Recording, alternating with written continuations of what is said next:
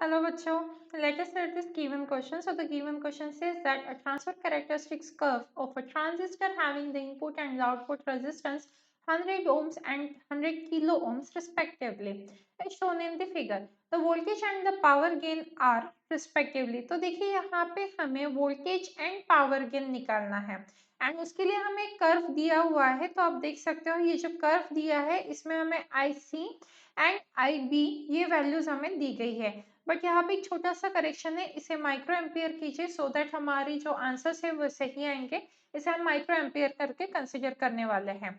तो अब आप क्योंकि आप IC मिली एम्पियर में है, IB माइक्रो एम्पियर में, हम कोई भी वैल्यू एक कंसिडर कर सकते हैं जैसे 105, 210, 315 एंड 420। ठीक है, बट सबसे पहले हम बात कर लेते हैं कौन सा कॉन्फ़िगरेशन है। तो ये है हमारा CE कॉन्फ़िगरेशन।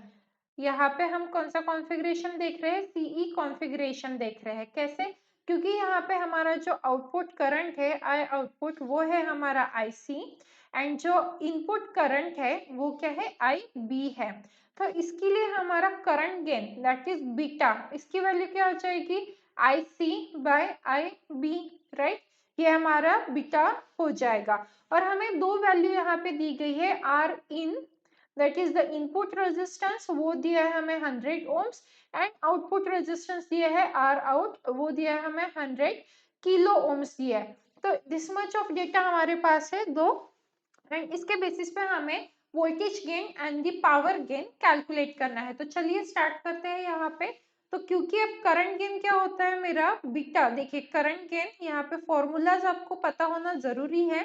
तो करंट गेन क्या होता है? बीटा इज इक्वल्स टू क्या हो जाएगा? IC by IB। देखिए वैसे तो output current by input current होता है, बट क्योंकि यहाँ पे हमारा आउटपुट करंट IC है इसलिए मैंने IC और IB लिखा है।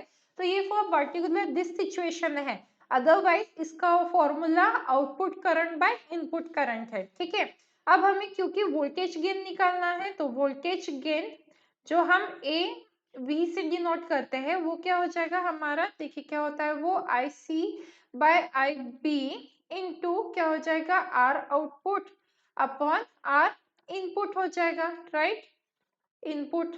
तो अब देखिए यहाँ पे ये भी क्या था? करंट था, output current divided by input current, but output current हमारा IC है और IB है इसलिए मैंने डायरेक्ट लिख दिया।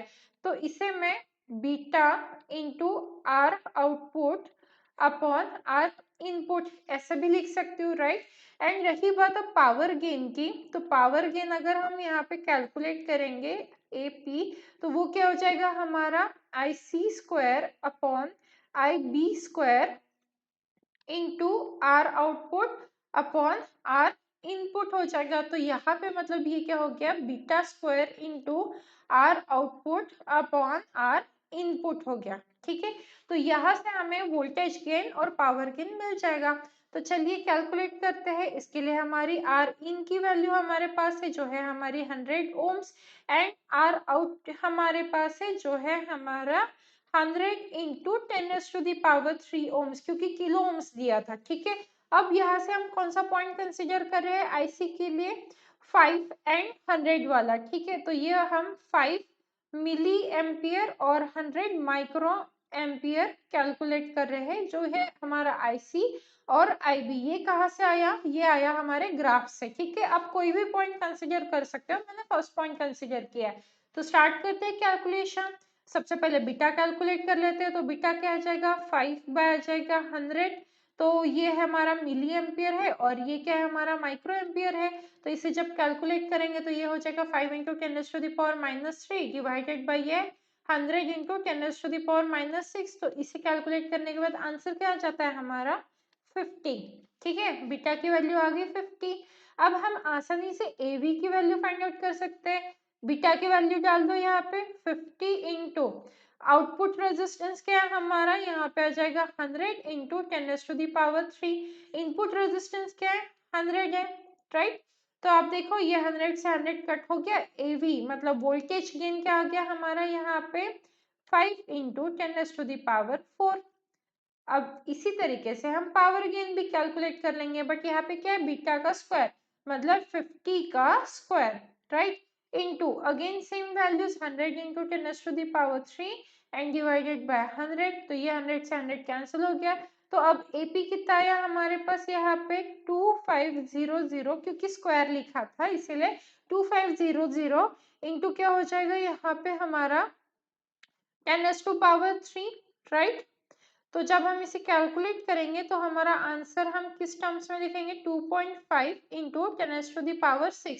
हम ऐसे लिख सकते हैं। तो यही हमें कैलकुलेट करना था, voltage gain and power gain. So the voltage gain comes out to be 5 into 10⁻⁴ and power gain comes out to be 2.5 into 10⁻⁶। अब चलिए हम ऑप्शंस चेक कर लेते हैं। तो हमारा ऑप्शन डी करेक्ट हो जाता है, क्योंकि हमारा ऑप्शन डी निकाले हुए आंसर के साथ मैच करता है। So I hope you understood it well. All the best.